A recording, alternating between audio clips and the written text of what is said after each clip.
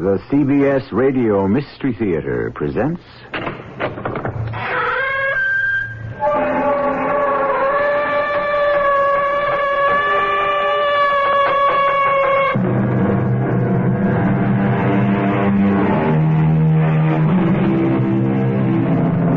Come in. Welcome. I'm E.G. Marshall. Above our heads, a myriad of airplanes trace their contrail patterns in the sky. Beyond them and the stratosphere, countless satellites ride their fixed orbits. We have conquered the air. We are reaching towards space.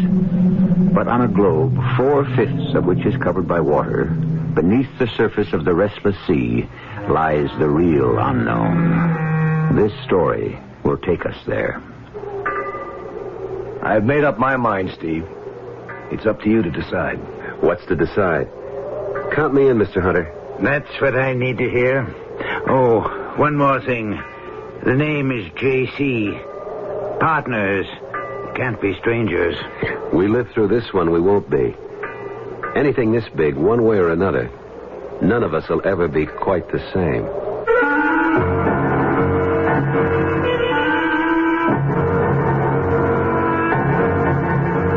Our mystery drama, Raptures of the Deep, was written especially for the Mystery Theater by Ian Martin and stars Michael Tolan.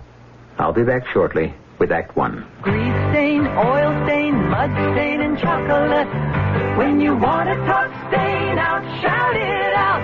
Now you can prove Shout's a mom's best friend. Before washing, just spray it on a tough stain. Wait a few seconds. Turn over the fabric and see how Shout penetrates right through to the other side. That's right. Shout saturates, really penetrates. It's almost like spraying both sides of the stain at the same time.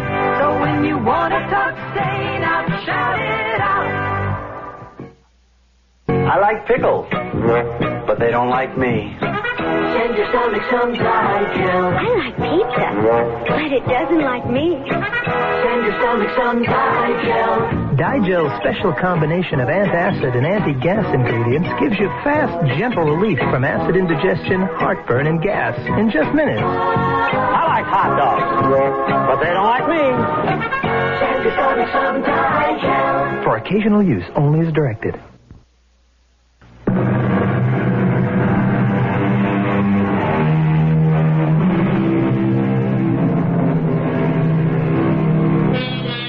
There is a vast difference between the mysteries of the sea and those of the infinite space beyond the envelope of air that surrounds us.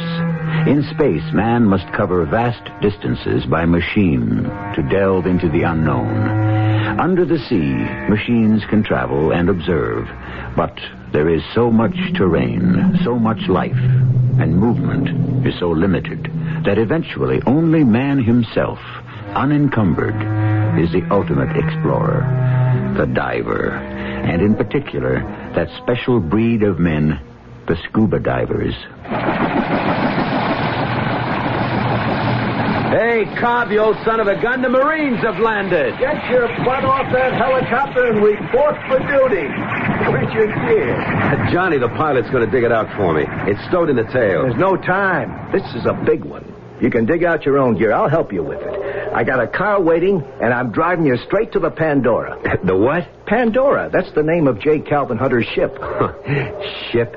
You can decide if you want to call her a boat when you see her. By me, the Pandora's a ship. The dame who opened up the box and let all hell loose. That's her. Well, why would he want to call his yacht that? Better ask him. I don't know. It smells like trouble. When have you and me ever got into anything else? This one, we'll never forget. The name is Steve Carr, but it didn't start out that way. The real name, the ethnic one, is Stefanos Karalis. Both my mom and dad are from Greece, and I still speak Greek as well as I do English. Me and Cobb Straker were in the Navy together, frogmen, and after we got out, we went into the salvage business. What I mean is, we handled a lot of jobs, but only on the number one jobs did we work together. Matter of fact, we hadn't seen each other in 6 months. I'd been working on some offshore oil rigs around Galveston, while Cobb had been keeping a finger on the pulse of what we really care about. Buried treasure. He stayed with the firm's base in Freeport, Bahamas. We had a lot to catch up on in the car. So Galveston worked out? Yeah, finally. What happened to your cake? Oh, we found the Estrelita okay. In about 40 fathoms. And? Just the ribs. And pretty well broken up. The keel was still there and enough of a stern to identify her. 2 cannons. One eaten away so badly it was scarcely worth raising. The other in fair condition. But the treasure? Who knows, buddy boy? You fish around the Bahamas, the Caribbean. A lot of folks might have been there first. Or storms, drifting tides, or maybe she didn't have gold aboard in the first place. Well, the hazards of our business. So tell me about this prize pigeon. J. Calvin Hunter? No. Why not? Because I want you to set up and listen to him yourself. This could be big, Steve. Really big. Or just so much hogwash. I want to let you judge that for yourself. We hadn't far to go to the wharf where the Pandora was moored. Cobb was right. This was a ship in every sense of the word. She was almost 200 feet overall, beamy, and for sure well over 2,000 tons. One glance at her silhouette told me she had every kind of device to handle deep diving, and the equipment to go with it. I felt a tingling anticipation. I could sniff an explosive future. We parked the wagon and unloaded my gear. Mr. Hunter was waiting for us on the fantail. He was taller even than Cobb, but thin, all whipcord and steel. He had eyes like bullets that shot out from under heavy, dark eyebrows. You made good time. This is Steve Carr, Mr. Hunter. He's almost as big as you are, Cobb. Not quite, sir. How do you do? Welcome aboard the Pandora, sir. Sit down. Well, now, did Cobb brief you on what all this is about? No, sir. He wanted to let you tell me yourself. So you could make up your mind whether or not I was a nut or not, I didn't say that, sir. No, I did. And I'll lay you 100 to 1. Cobb did also. It's a beautiful ship, Mr. Hunter. Well, it ought to be. Cost enough. But it's going to pay for itself one of these days. Why do you call it the Pandora? Because once I decided to have her rebuilt, I really opened up a can of worms. Cost me 10 times the original estimate before it was finished. A regular Pandora's box of troubles let loose. I was beginning to think she was jinxed. Then why saddle her with the name? It suited my whim. Besides, after Pandora opened the box, all the evils and bad luck were let loose on the world. Do you know the one thing that was left? No, sir. Hope, according to some versions of the legend. So, that's good enough for me. We're going to need a lot of it where we're going. Just where is that, sir? I'll make it short and sweet. In 1663, April of that year, the Spanish sent out a convoy guarded by their heavier ships of war bound for Spain. While it was carrying some valuable cargo, it was merely a decoy, as all the supposed merchant ships were heavily armed. To decoy the British into attacking? Right. A decoy for what, sir? First off, to try to lure enough British and French privateers into destruction and clear the seas. And second, to draw away attention from a real prize. Right, Steve. The Alhambra. A colossus of a merchant ship that they had built, which was loaded to the waterline with gold, silver, and precious jewels. The value even then was in the millions. Today, it could at least run to $500 million, perhaps more. They sent her out alone? No. She was convoyed by 2 smaller men of war, and she took a different route. But either the British and French weren't fooled, or enough of them were smart enough to smell a rat. No, they were fooled. Most of them. But not 3 heavily gunned British privateers who were lying in wait for them. The weather was lucky for the British. They came out of a fog bank and sank the first man of war without taking a broadside in return. Then they turned their attention to the second, and with a bit more trouble, sank her.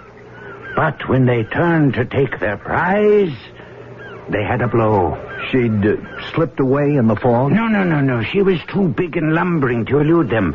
So instead, the captain, following his sealed orders, commanded everyone into the boats and lit a fuse to gunpowder charges that had been set for just such an eventuality. He blew his ship out of the water? Not quite.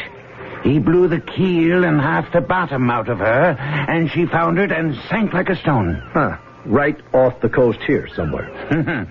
That's my secret. I have a lot of them, because I have to be careful, gentlemen. My captain, for example, has his coordinates. He knows where to sail, but not why. You boys know why, but not where. And nobody but us three knows what I'm after. How do you know all this, Mr. Hunter? Money. Beg pardon? It buys a lot of information. A little here, a little there. Till finally, I could put it all together. But how can you be sure the information is legit? The captain of one of the British ships was one of my more colorful ancestors. He kept a very full and detailed log, which has been preserved as a family curiosity for the 10 generations since it was written. You know where the ship went down? Exactly. 300 years ago. And at what depth? That I don't know. With luck, it could be one side or the other of the trough. Which trough? That would be the start of telling, wouldn't it? Until I know you're committed. Well, what do you say, buddy?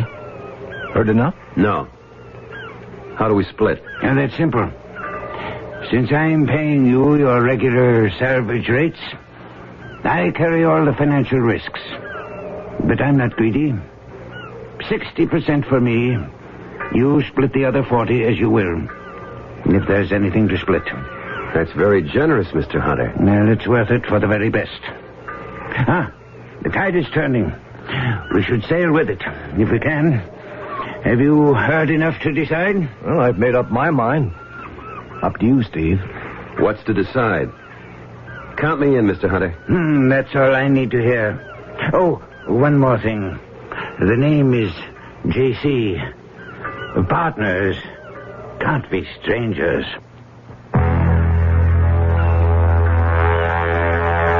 Hey, Steve. Yeah? You know where we are? Well, I can look at the sun. I don't have instruments. Roughly the eastern Atlantic, not too far south. Yeah, but where are we headed? The man told you. His secret. We're the ones have to dive. You said it. How deep? You mean free or with heavy equipment? If we're going to explore, you know it has to be free. How deep can you go? What's the record? 400-something feet? You can't work there. What's the problem? Like right now, I think we're over the eastern trough. What, 4,000 meters, maybe 3 miles. You want to dive that? He's got that little bathysphere we're lugging. That's for observation, a gimmick. You can't salvage anything with that. You know what I'm thinking he's counting on? The Atlantic Ridge? Check. The Azores, the Canary Islands, something like that where the ocean bottom is within reach. Wherever that is. Maybe we'll turn up the lost continent of Atlantis or something. Who knows? Well, it's worth a whirl. At these prices, any day. What have we got to lose? Hold it. What's that? They cut the engines.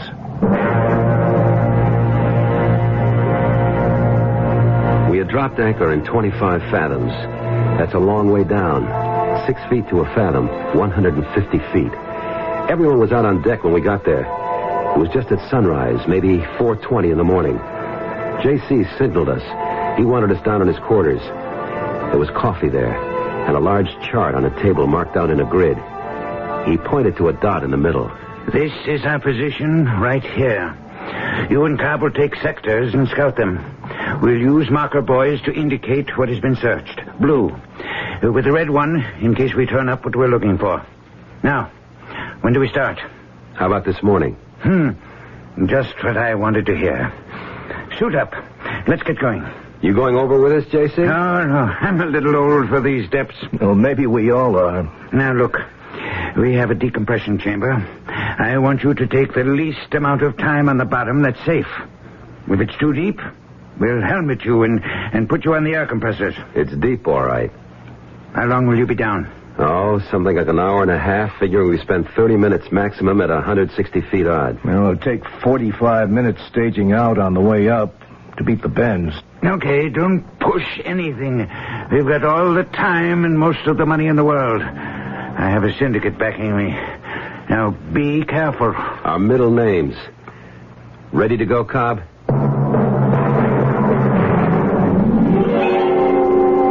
I went off a ladder from the scuppers and hit the water. I went down fast because I was heavily weighted. And going this deep, you don't want to waste time. I used the knotted guideline to help pull me down. The line was 175 feet long. It didn't reach all the way to the bottom. I stopped to consider what to do now. And then I saw her for the first time. The damnedest sight I ever saw. The sight that was to change my whole life.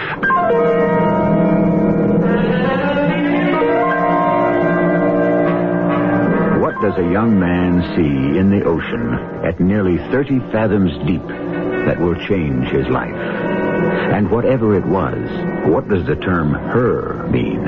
A female of some species? Or a female of the species? A woman? And if so, what kind of woman in the depths of the ocean? I'll return shortly with Act 2.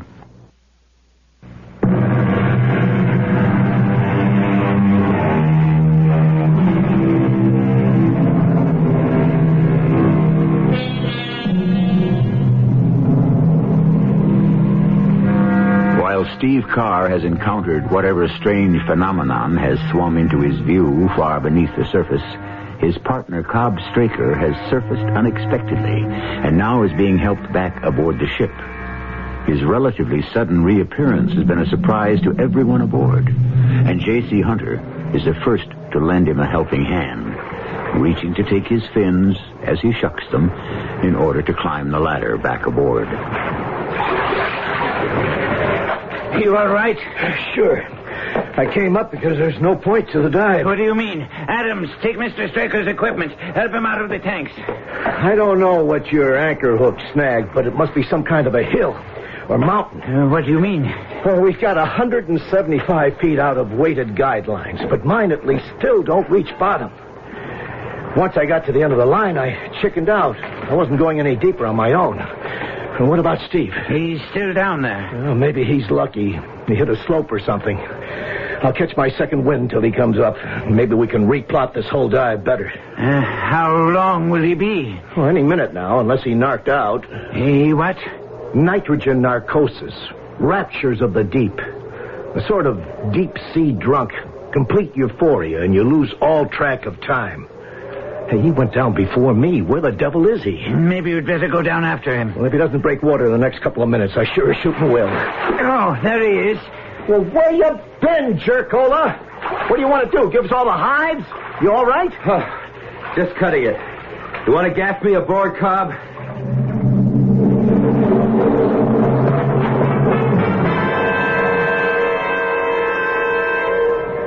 Cobb, did you go all the way down? Right to the end of the line. See anything? No. I just knew that any further and I was out of my depth. You didn't see her? Who? The girl. In the sort of flowing robes. She looked like an anemone, sort of. Well, maybe that's what you saw. Oh, no. This was no anemone.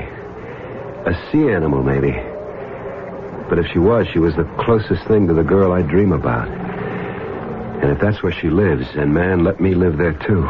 You know what I think, Steve? I think you were narked. No way, Cobb. My head was as clear as a bell. I'm going to tell you something right now, partner. I don't care about treasure ships. We stumbled on something far more special. If I can find her again. And right now I'm going over to see if I can. They couldn't talk me out of it. I asked for and got a longer guideline.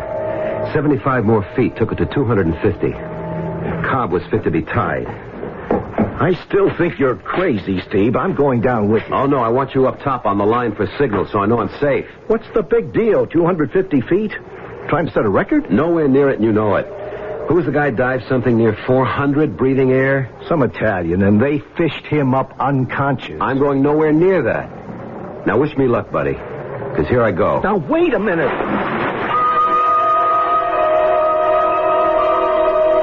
I went down the guideline, hand over hand, like a circus flyer climbs to the trapeze platform. I wanted every minute I could have on the bottom, if I ever got there, or wherever I ran into her again, if I ever did.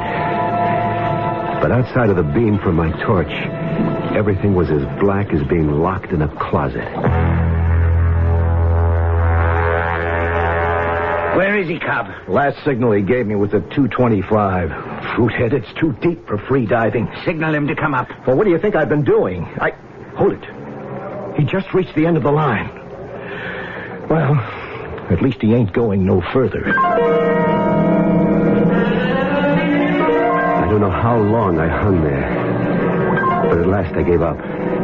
It was too dark to think of leaving the line, not without some ground underneath to read. I signaled I was on my way up, but before I could even start, they swam into the range of my light. I never saw anything like that.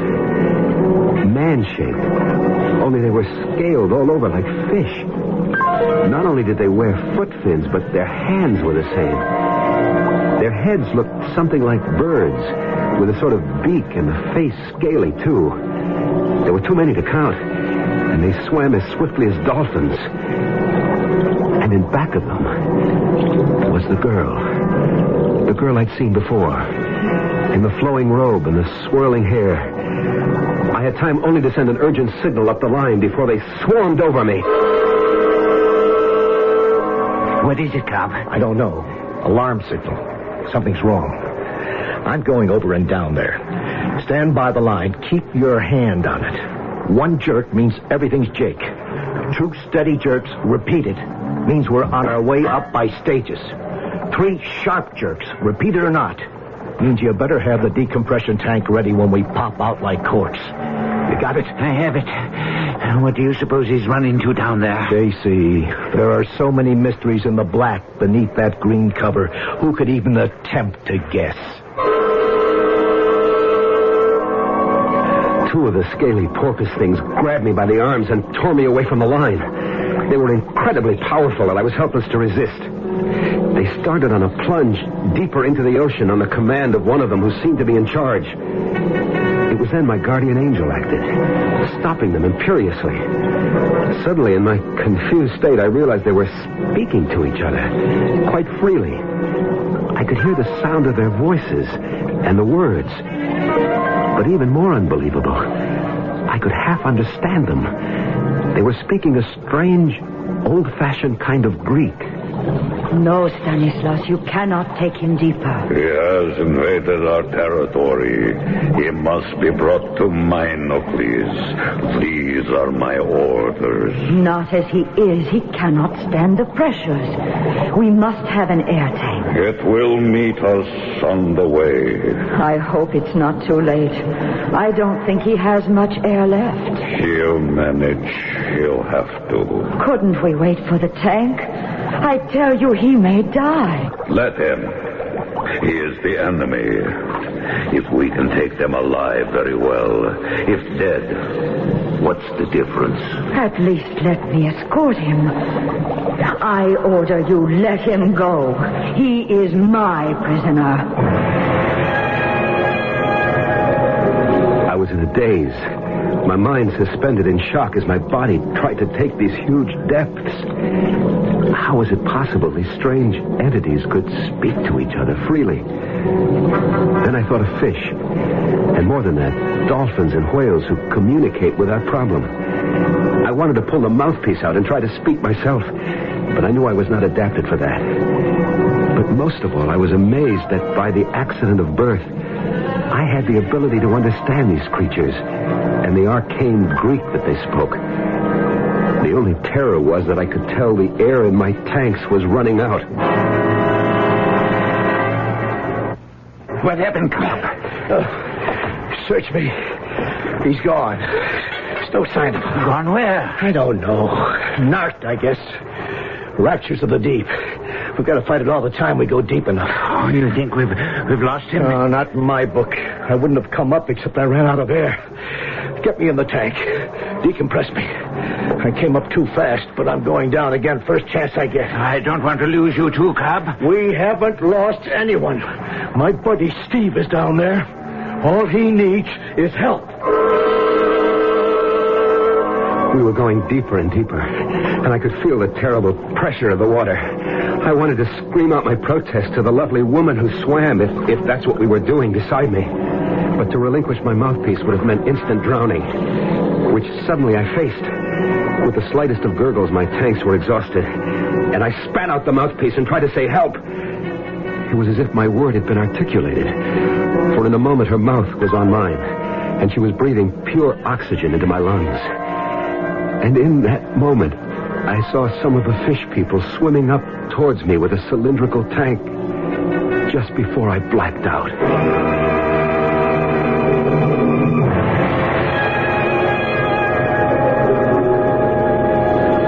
When I came to, I was lying on a kind of couch on the inside of the tank, and beside me was the girl, woman, the apparition or whatever she was.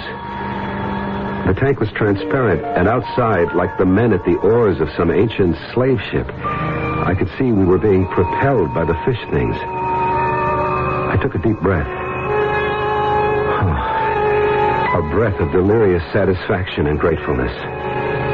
Whatever was ahead of me, at least I was breathing air again. As I did so, she opened her eyes and looked into mine. You are all right? I guess so. You can breathe? Or shall we adjust the pressure? No, it's fine, just fine. Who are you? I am a halfway, and in Group 1. My name is Ariadne. And yours? The name is Steve. Steve Carr. Steve Carr. It is a strange name. And you are a stranger. Yet you speak our language.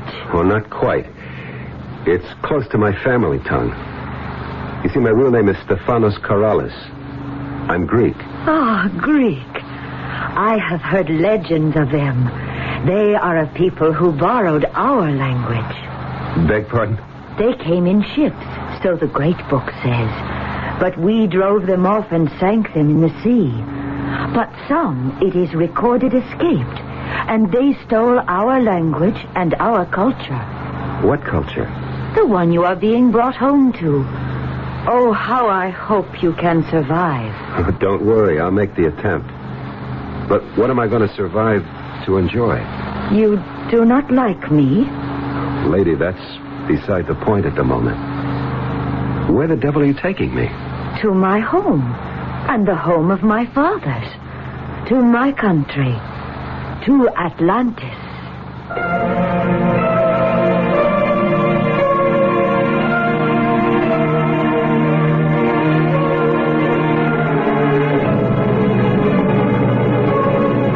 One of the world's prime mysteries. Is it possible that here is the answer to that mythical island of Atlantis that was, in ancient times, believed to have existed in the Atlantic Ocean? Could someone in our modern times actually have found his way to that fabled land? I shall return shortly with Act 3.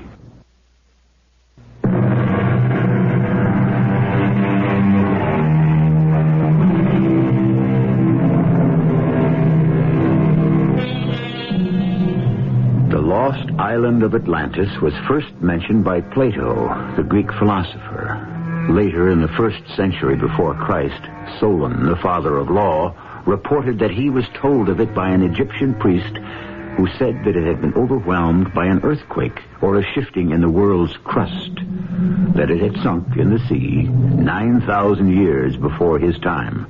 This is only one of many legends of the lost Atlantis, including the one you are listening to in my present report.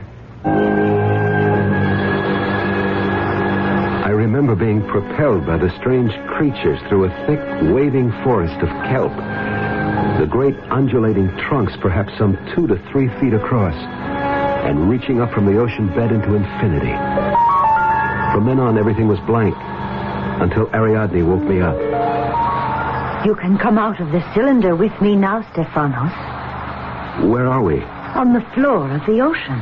Oh, no. No, Ariadne, I have no air. I can't breathe. You will have air. How? Did you fill my tanks? No need of that. You will be able to breathe now. No, you don't understand. I can't breathe underwater like you people. Oh, but halfways like me can only breathe for a limited time. Only the androcytes are adapted fully to breathe underwater. The androcytes? The men fish? You see, they are no longer here. Where is here? In the home place. The island under the sea.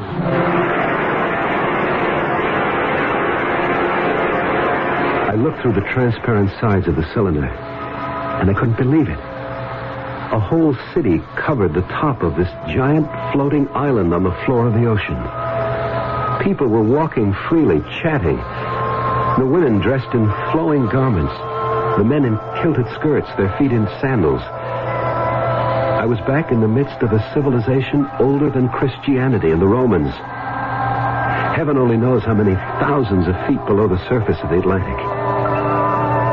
Ariadne now took me by the hand, and together we slipped out of the door that served as entrance or egress from the cylinder. Don't look so terrified, Stephanos. There's plenty of oxygen. Try. Hey. Well, all right. That's beautiful, but where does it come from? I will let Minocles give what answers he deems proper to your questions. Who is Minocles? He is the ruler, the autocrat, the only one of which there is but one. Come, we must make haste. It is not good to keep him waiting.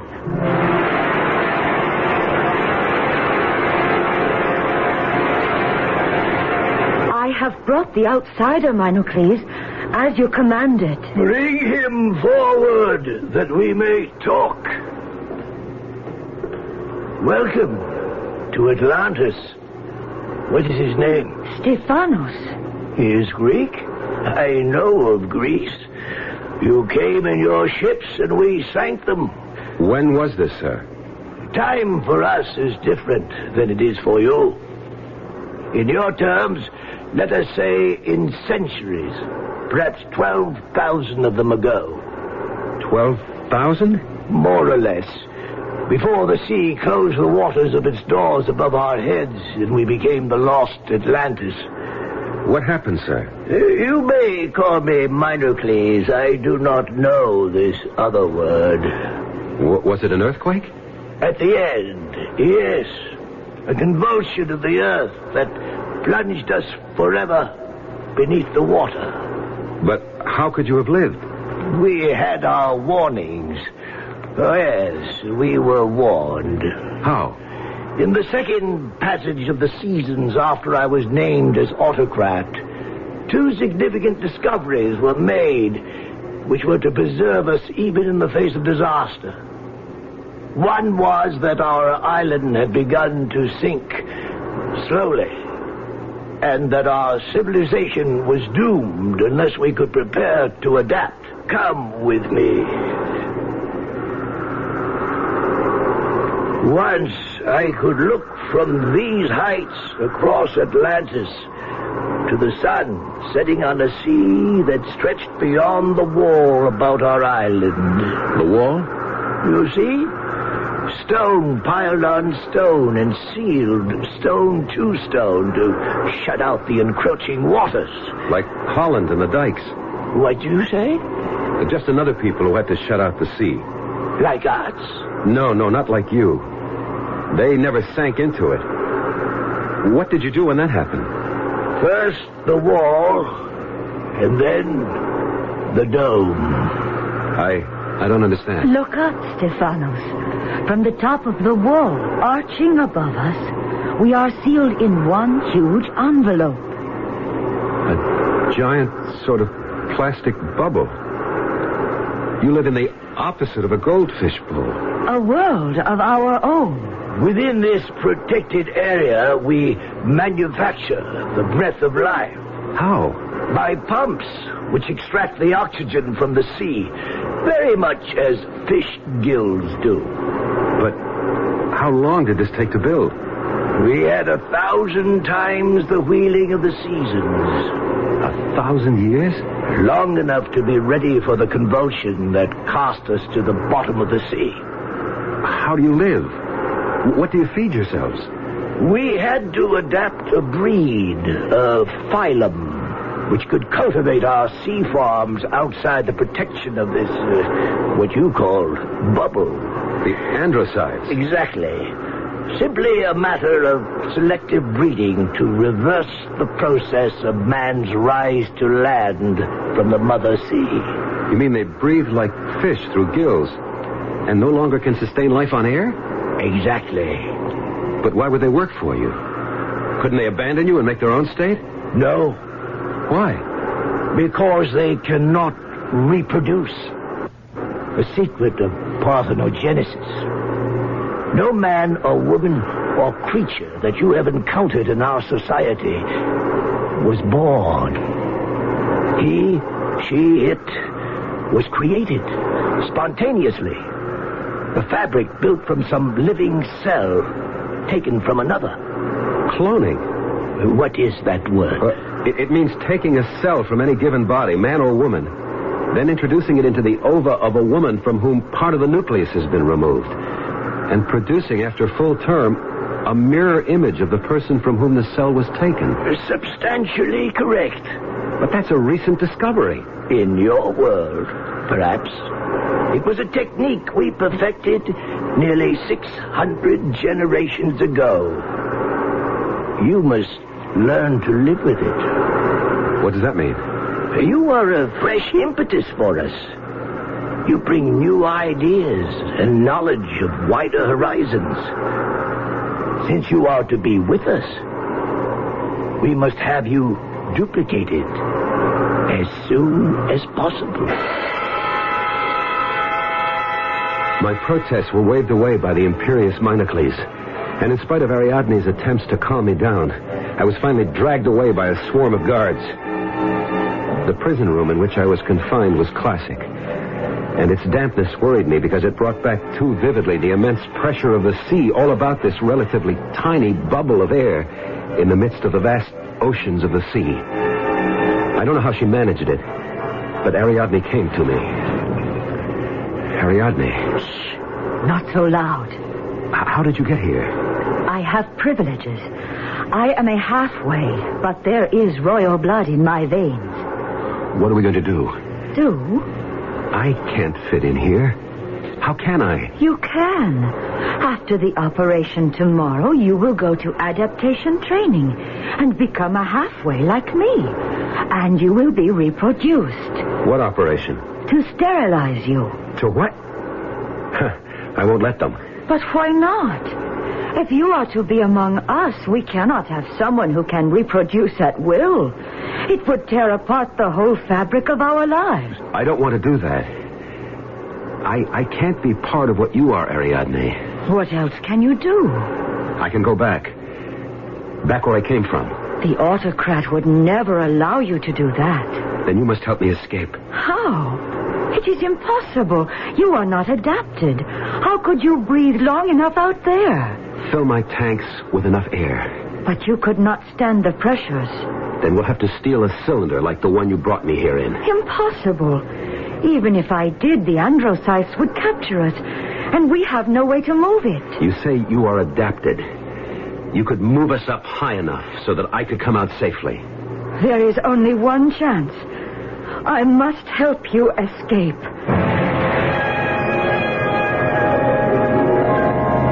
The details of the escape don't matter. Somehow we got away and started up towards the surface. And we're lucky enough, or Ariadne was smart enough, that we didn't encounter any of the fishmen. Unerringly, she led me back to the spot I had left. How long ago? And there was my weighted rope, its knots climbing towards the surface and my world. I had my arm about her waist, but suddenly she squirmed free, and she spoke to me, while I was helpless to answer. Goodbye, Stephanos. I wish I had been born as you were. But we are from different worlds, and there is no bridge between them. Only let me say one thing. I have something to take away with me which makes me different. Makes me an individual in a world where such a thing does not exist. I am glad I knew that, even if only briefly. Goodbye, Stephanos. She darted away from me so fast I couldn't follow. Her loose robes billowing like a flower. I couldn't have followed her anyway, because suddenly the androcytes were all about seizing her and dragging her down. Some of them came for me, and I had no choice but to drop my heavily weighted belt and shoot to the surface in a haze of bubbles. Exploded out of the ocean as if I'd been a champagne cork. Cobb, there he is. It's Steve. He came up without being decompressed. Get that chamber ready.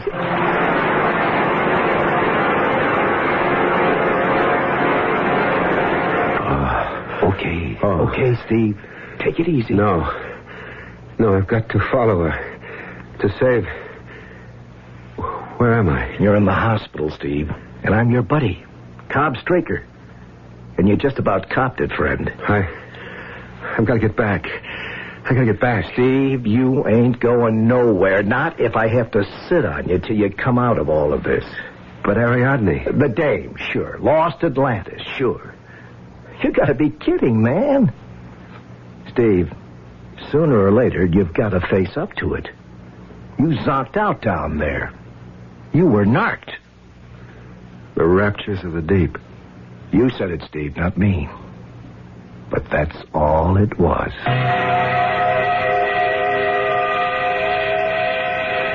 It's what I've had to settle for. Leave it at that or end in a funny farm.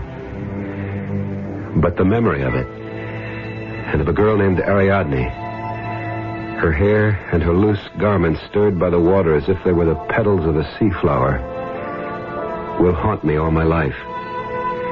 We never did find J. Calvin Hunter's treasure, but I found my own. I only wish I could have kept it.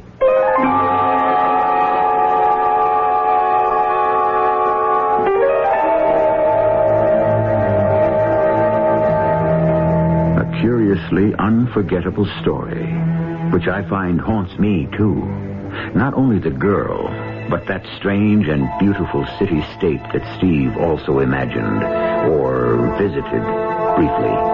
The legend of Atlantis dies hard. Could one imagine that it still does exist, buried somewhere so deep in the Atlantic East Trough that man has as yet no way to find the way there? I'll be back shortly. Did you know that Goodyear services cars? I didn't know that. Lots of people don't. Say Goodyear, they'll say tires almost every time. Good for them. Yeah, well, how do we tell them Goodyear services cars? Why don't we tell them about the limited warranty? The what? Tell everyone that if you get your car serviced at Goodyear, the service and parts are backed by Goodyear with a warranty good for 90 days or 3,000 miles. Oh, which? Whichever comes first. Oh. And if the work isn't done right, and you're more than 50 miles from where you got it serviced, you can take your car to any of over 1,500 Goodyear service stores, and they'll redo it at no charge. So that's a great deal. Yep. Look, I thought you said you didn't know Goodyear services cars. I didn't. I must have read it somewhere. Well, where would you read that? Probably in my warranty. Oh, yeah. Smooth out your rough-running engine with a tune-up at your Goodyear service store for just $39.88 for six-cylinder cars. Includes new points, plugs, rotor, and condenser. No extra charge for air conditioning or labor. Call for an appointment now. Price is slightly higher in California.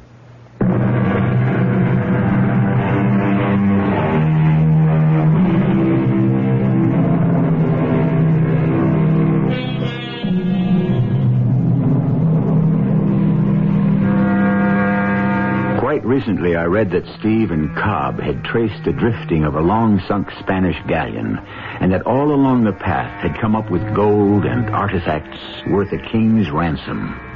I'm glad Steve struck it rich. I hope he enjoys his hard-bought wealth. I wonder if he would exchange it for that other treasure he found, or thought he found. Our cast included Michael Tolan, Catherine Byers, Ray Owens, and Sam Gray. The entire production was under the direction of Himan Brown. And now, a preview of our next tale. Who's Marla? You wouldn't understand. You could explain it. You wouldn't believe it. Look, your name is Howard Spurlow. I know my name. You are about to be tried for murder. I know that, too. I'm the attorney appointed to defend you. We've been through all this. Why don't you let me alone? You have to have a defense. Why?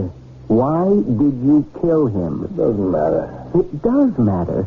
Premeditated murder, first degree, puts you in jail for life. I don't care. You don't care now. Wait. This state of shock you're in will wear off. You'll care. I wish you'd let me alone. On the other hand, second degree or manslaughter or lesser charges, you could get a maximum of 10 years. Maybe as low as 3 or 4. Tell me, why did you kill him? Why don't you let me alone?